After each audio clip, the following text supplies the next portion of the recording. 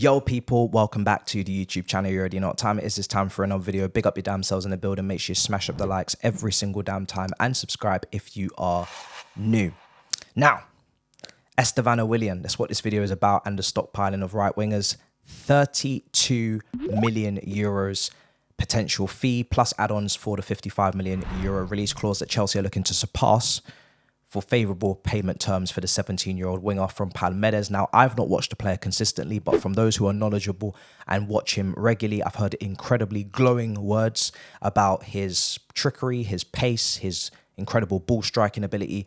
And I've heard generational talent. I've heard NEYMAR comparisons. I've heard he's the best talent to come out of Brazil. And that's with the very talented Hendricks and the very talented Roques and others as well. So it's great news, and we are ahead of the queue along with the Bayerns and the Real Madrids or the Barças. So there's very prestigious institutions after this player. Now, you know how I feel.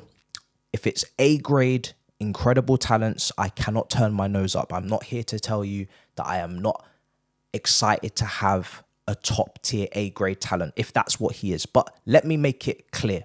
He has to be what people say on the tin. If you tell me generational, if you tell me NEYMAR, then don't sell me the dream and then change the terms and conditions after I've purchased. There better not be any fine print. There better not be any APR percentages and interest. I want to see exactly what is said, because when people say there's a fear of missing out, they say generational and these words far too often. They've said it about Nusa. They said it about Cherky. They've said it about him and him and him. And at some point, he must be him. At some point, enough is enough. It has to stop, and the buck must stop with someone. At some point, one of these right wingers that we've purchased must be the guy, because you can't just keep going on and on and on and ruining potential careers. And this is why I don't like stockpiling, because it's soulless, because it's you getting to know a player and then having them ripped from you when you're trying to establish a bond, a connection, trying to have someone represent your club in the way you want, having that camaraderie, that relationship with a player and understanding their, mannerisms and their ways and going on that journey with them and having that career with them. You can't have that if you're constantly flipping, wheeling and dealing players every 18 to 12 months. So this player should be the be and end all of this position, because if you are going to truly invest and truly trust a talent, you have to actually do just that. You have to let them breathe. You have to give them a route to the first team. And when these players arrive, and I'm including KingThabz in this conversation because he is also another generational talent, as people have said. In 2025, they shouldn't be going out on loan to Strasbourg. They shouldn't be going into the multi-club model to get lost in the system. They shouldn't be going on loan to Premier League teams to be used and abused by Norwich managers and Nottingham Forest managers. They should be coming straight to Chelsea, as a Phil Foden did at Manchester City, and they should be given their opportunities. They should be looked after. They should be fed, clothed, and made sure that they're very well nourished, because I don't want to see these go wrong. These must go well. They must go right. Now, for me personally, when it comes to Estevao, when people talk about NEYMAR, it's a very dangerous game, because NEYMAR left Brazil, I think, age 21. Vini left Brazil a lot older than Estevao is leaving as well. Hazard came to Chelsea at, I think, 21 as well. And when we talk about players coming to top clubs like Real Madrid and Barcelona and Chelsea, at generational talents, at that age, with body of work, NEYMAR with over 100 appearances, with over 100 goals. Hazard, as soon as he stepped down in this team, you saw the levels. Vini actually took a bit of time, as you know, a couple of years. I am worried that an unrealistic expectation and pressure is going to be placed on Estevao, placed on KingThabz when they come in 2025 to immediately come into the team and do that, without taking into account the adaptation, the new league, the new language, the new physicality, when they'll have to probably put on some muscle, the tempo of the game, the tactics. That pressure And that patience is just as it was for everyone else that's arrived in this last 18 months. You've got to be able to go through the teething problems, the misplaced passes, the overhit, the underhit, the decision making, the selfishness, the strip clubs that Piers was out with the Ecuadorian team. You've got to be able to roll with all of that. And for that, you will sacrifice finals, you will sacrifice points, and you will have sacrificial Saturdays and Sundays. And those watch-alongs will continue. But you have to be able to handle that. If you can't, you don't sign them. You sign Elise at Palace, who's already shelling out in the Prem. You sign proven players. You handle your business in the summer and you sign the players that this first team actually need and not just focus on the future. Because if you're always focusing on the future, you are never truly living in the present. It applies in real life. It applies in football. This is a generation of we want to be ahead of the curve. This is a generation of dopamine for transfers, dopamine for young, talented, technical wingers, because that's what people get off their seat for. That's what people buy tickets for. But we have to get comfortable with seeing the end goal. We have to get comfortable with actually seeing through the development, not just the purchase, but the integration. Because if we don't actually see these players reach their prime and become the generational talent that we were promised they would become, then we're just going to be in this ever-ending cycle of I need Cherky, I need Nusa, I need Piers, I need this, I need that. Mudryk, Madueke used to be the chosen ones. Now nobody's interested. Cassidy in pre-season. Santos. Angelo. I can keep going. Now these guys are just cattle. We're just herding. We're just farming them. They'll go. Pure profit. We don't care. On to the next. And I don't want Estevao to turn 20. And you have to promise me as a viewer, if you're part of the hype, you have to promise me as a viewer that when Estevao turns 20, you're not turning around and saying, but look at that 17-year-old. But look at that 16-year-old in the same position. Because Estevao's career shouldn't be until he's 2021 and then being sold to a Real Madrid or a Barcelona for more profit. And then we bring the next kid in because that's what Dortmund do. No, Estevao should be here to stay. Maybe he's South American, he goes to Real Madrid at 28, 27, like a Hazard. Don't get caught up in the cycle of dopamine. Don't get caught up in the cycle of ahead of the curve. What's next? What's next? What's now? What is now? And make sure that these guys have the environment to actually progress and succeed. Not only patience, but also healthy competition. I've spoken about healthy competition so often. This, in my opinion, on this right-hand side is unhealthy competition. That's why on the thumbnail it's stockpiled. You have Estevao, you have Angelo, you have Kenji Piers, you have Palmer, you have Madueke. We'll leave Go Diego go out of this because he has no chance. He's a Malang Sarr, a fancy Malang Sarr. But my point is, even this season you can see Cole Palmer has had to compromise being the very best at right wing with gusto on the overlap to becoming a 10. He's won Players Player of the Year. He's won Player of the Year, mostly from the right wing. In the 10, I think there's been a bit of a drop-off, but not too much. There will be more of a drop-off if he has to play on the left, where he has done at Man City, but he will not be fully optimized because he will not be getting the amount of output that he's capable of. The same applies to Madueke if he has to vacate to the left. The same applies to Amari Hutchinson if he has to vacate to the left. The same applies to probably the young Brazilian if he has to vacate to the left. And suddenly what was a generational talent for 80, 90, 100 million on the right is now suddenly maybe a 40, 50 million pound player on the left. I'm not saying they'll be useless. I'm not saying they'll be completely bozos on the left, but they won't be fully optimized, which will beg the question, why did you sign a player that plays on the right, based on the comps on the right, based on the goals and skills off the right, to then utilize them on the left when you could have just bought someone actually from the left? And that's why stockpiling in one position with the same age group is a little bit confusing to me. Like I said, I love the A-grade talents, but then why did you buy the Bs and Cs? What was the point? I don't like ruining careers. It's soulless. It's selfish. Maybe some people don't care. Personally, I do. I don't think it's a good look on a football club. But, like I said, it's very important that we actually give these guys the right conditions to succeed. And all of these guys eat the same food. They have the same dietary requirements. They need nurturing. They need loving. They need patience. They need lessons. They need leadership.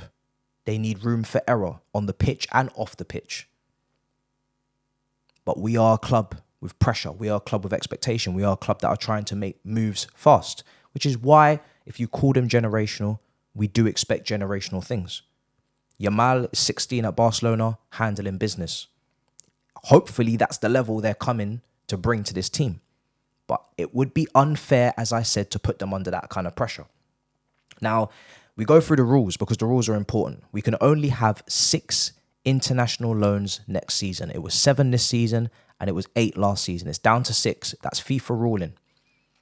Now, I've got players on this list and it looks like we're going to have players that won't make a loan for next season because I think Okuchukwu's going to need a loan.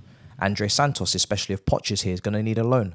Angelo's going to need a loan. Washington could do with a loan. Datro Fofana could do with a loan. Stellina will need another loan. Cassidy will need another loan. And if Hutchinson signs a new deal, he might also want another loan if he wants to stay at Ipswich. However, there was a report that Pochettino wants to see and take a look at him. But I take that with a pinch of salt because even if Pochettino does like Hutchinson, doesn't mean the board won't sell him for a big profit considering he didn't cost anything from Arsenal. And that's exactly what they're looking to do with Gallagher and Chalobah. So Pochettino's opinion on a player doesn't really hold much weight, as we already know, when it comes down to the money. Even though he's had a great season at Ipswich, winning awards, and again showing signs of having a goal threat. But I don't think that goal threat is replicated on the left for these guys because they're not going to cut in on their right. So you're stifling them. You're not optimizing them.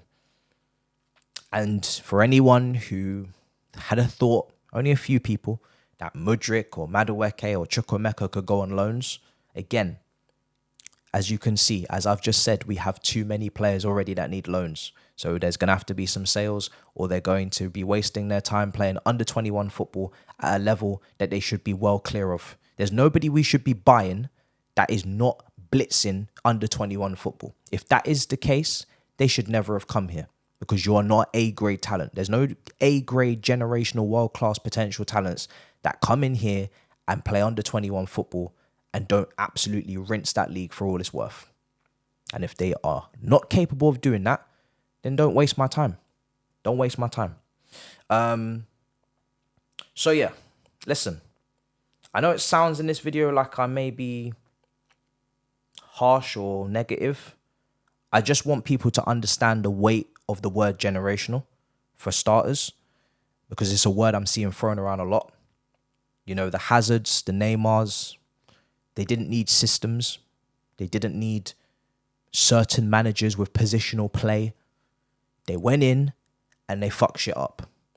Hazard did it under defensive coaches. He did it with attacking coaches. He did it in a back 3. He did it with a back 4. He played on the left. And when he was asked to play false 9, and sometimes he even went to Anfield and cut in off the right and slapped it in the back of the net as well.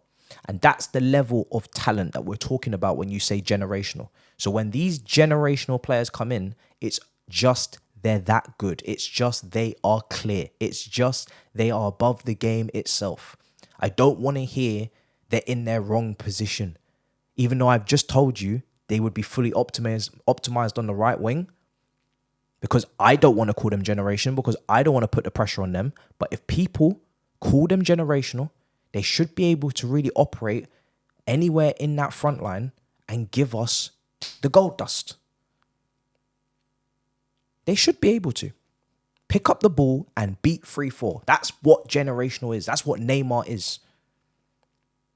And yes, Neymar plays on the left and Hazard plays on the left and Messi plays on the right because they didn't stockpile at those clubs in those positions. But if you're going to sign multiple players with a left foot off the right and the player's player of the year and the player of the year is also on that right, then someone's going to have to move. And if they're all going to be generational, then they're going to have to play wherever. And that includes obviously Pires. Now, thankfully, I think Pires and Estevao are different players. I think Estevao can play on the right wing and Pires can maybe play in an Odegaard role, more central, because he looks more of a creator. Pires is more, Estevao is more direct. But surely now, like I said, you've got to stop with these guys. This is 2025. These guys are coming in next summer, which should influence what you do this summer. I shouldn't be seeing links to Kudus. I shouldn't be seeing links to Elise or anyone like that. Speaking of Elise, silly link with Sterling. There's no way Sterling is going to go to Crystal Palace on 300k a week. There's no way Sterling is going to go to Palace respectfully when he's trying to get in the England squad. It's not going to happen. I don't know why that's even been reported, but I thought I'd mention it for a laugh. Speaking of a laugh, I did put together a team of wingers. We have 11 wingers at once at the club. As you can see on screen, I can put 11 wingers, including Jackson in goal, because he can play out wide, in an 11. It's mad. This is how many players we have. Go Diego Go is done on his adventure. He's finished before he even started. Mudryk and Madueke, I don't even know if they're going to be the flavour of the month next month. I don't even know if anyone's going to care about them, but they're centre-back for the pace and the power. I've got Angelo at left-back because he can't shoot in comparison to Hutchinson. You should see the graphs. The brother, I love him, but he doesn't shoot at Strasbourg. He's injured now. Hutchinson's playing DM. I've got Nkuku. I've got Paez. I've got our new potential young Brazilian star. And I've got Sterling, who's not going to leave. I know people want him to leave, but he's not probably going to leave. Crazy how that is just such an L on the books with the money that we pay him. But hey, we'll leave that. And Palmer up front. Sterling, we want to move on. Sterling, we want to make space in our FIFA team, in our dream world. But the realism is that he probably won't go anywhere with that wage. That he probably won't go anywhere with the fee that we'll probably want. So, yeah, unfortunate. But yeah, like I said, can we stick to just A-grade talents at the very least and just also not in this position again? Ziyech is going to Galatasaray, thankfully. We won't be seeing him in the summer. And that's an extra loan space. But it is 6, so it balances out to there is no extra. It was 7 this year, it's now 6. But please leave this position alone. Right wing is done. People need minutes. Young players need consistency. Madueke is on form because he's playing 7 games on the trot. Mudryk is getting some consistency in terms of games now. And he's still not pulling up trees, but that's his business. Every one of them have the same requirements, the same food they eat. They need consistent minutes. And you can't give them all consistent minutes. And if you do, just a final point. If you do play, because I know people will say, you can play 4 attacking midfielders across the front line with the striker, as we are doing right now. Right winger, 10, left winger. The base of that midfield would need to be strong.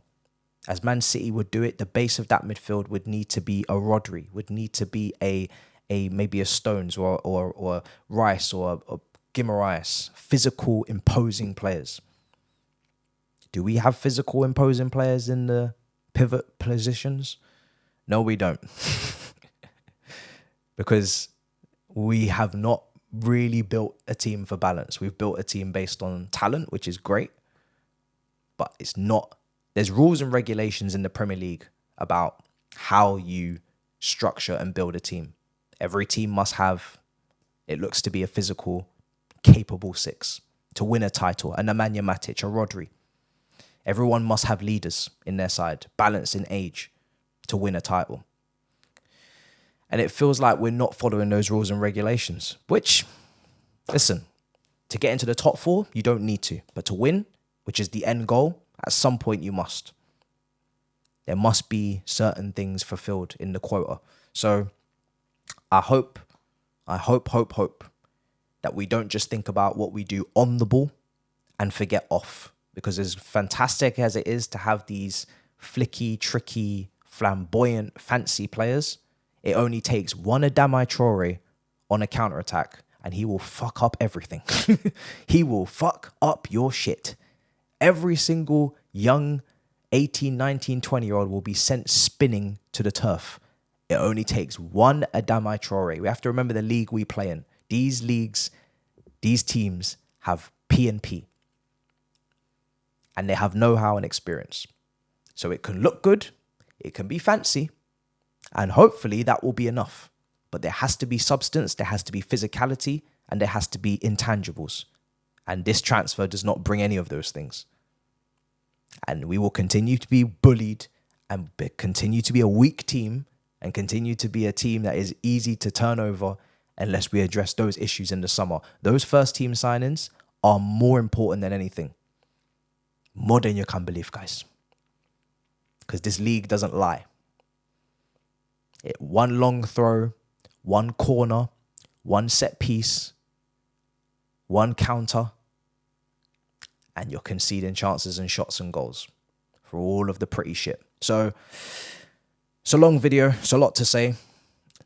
I do think he's talented. I'm not going to say he's generational like some people. I'm not going to say he's the next Neymar when he hasn't had anywhere near the games or goals, because obviously he's only 16. We've obviously gone ahead of the curve because there's competition. There's more data.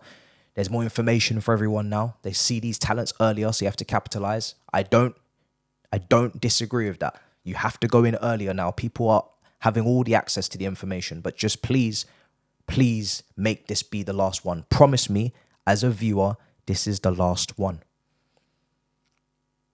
If it's not, you've lied to me.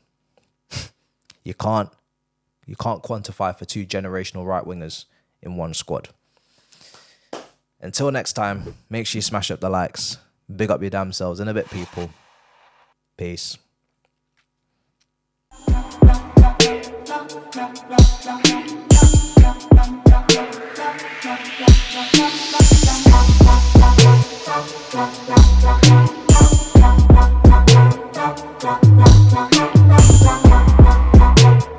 right back.